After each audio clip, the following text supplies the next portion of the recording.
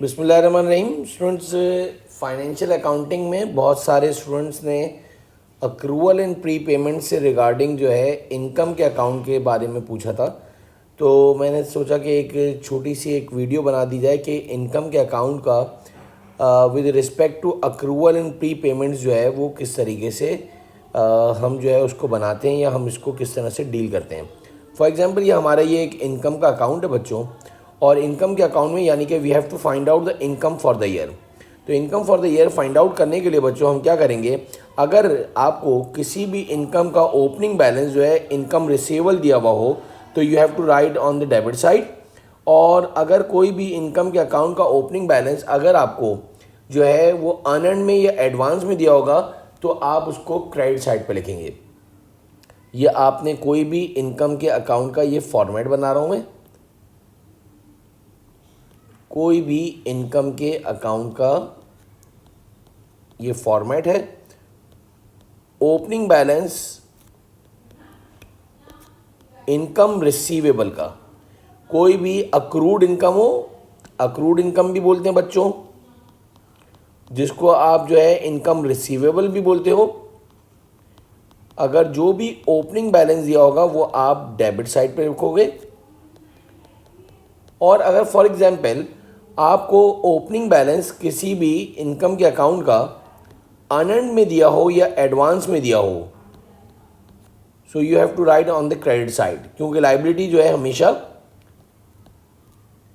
Credit side पे record की जाती है। अनअर्न्ड आपने जो है वो क्रेडिट साइड पे लिखा, और इसको आप जो है एडवांस भी कह सकते हो।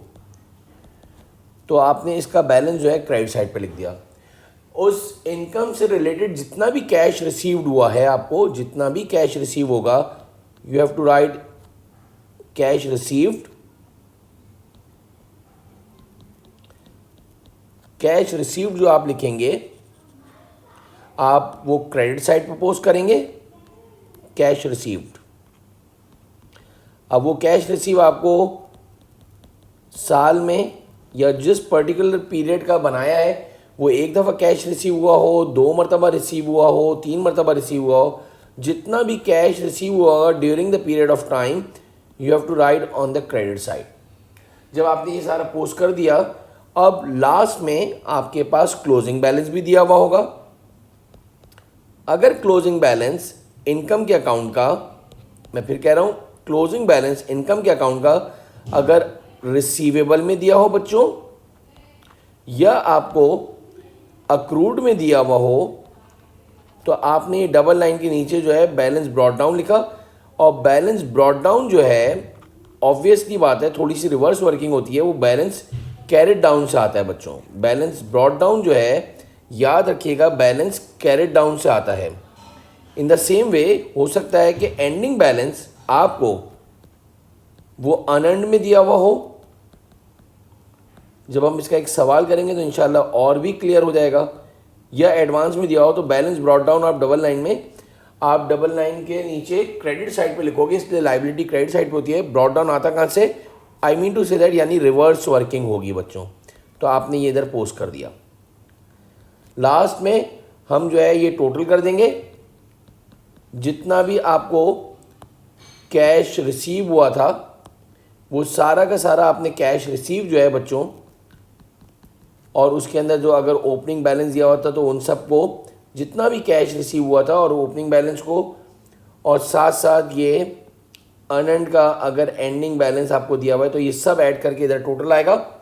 उस टोटल को बच्चों आप लोग डेबिट में भी लिखोगे और उसमें से फिर आप माइनस करोगे तो जो बैलेंसिंग फिगर है, आई रिपीट, जो आपका बैलेंसिंग फिगर है वो आपकी इनकम फॉर द ईयर होगा। वो आपकी income for the year treat किया जाएगा, यानी 12 महीनों की income, income for the year. तो होपफुली ये आपको इनकम के अकाउंट का फॉर्मेट समझ में आ गया होगा। इंशाल्लाह नेक्स्ट वीडियो के अंदर हम इसका सवाल करेंगे तो इंशाल्लाह ये आपको बिल्कुल परफेक्टली समझ में आ जाएगा। अब ये इसके अंदर आपका सर्विस इनकम अकाउंट हो या आपका कमीशन इनकम हो, कोई भी आपके पास रेंटल इनकम हो, तो इसका ये इनकम अकाउंट का फॉर्मेट होता है। Thank you.